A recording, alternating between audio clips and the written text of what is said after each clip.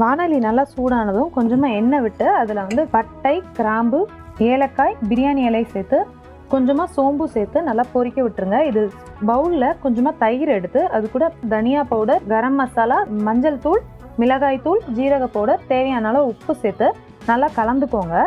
இதை வந்து நல்லா கலந்ததுக்கப்புறம் நம்ம வாணலியில் ஏற்கனவே ஊற்றி வச்சுருக்கிற எண்ணெயோடு சேர்த்து இதையும் சேர்த்து நல்லா கலந்து விட்டுருங்க. இது கூட கொஞ்சமாக தண்ணி சேர்த்துக்கோங்க. இது நல்லா கொதித்து வரும்போது நம்ம வேக வச்சுருக்கிற ராஜ்மாவை சேர்த்து நல்லா கலந்து விட்டுக்கோங்க.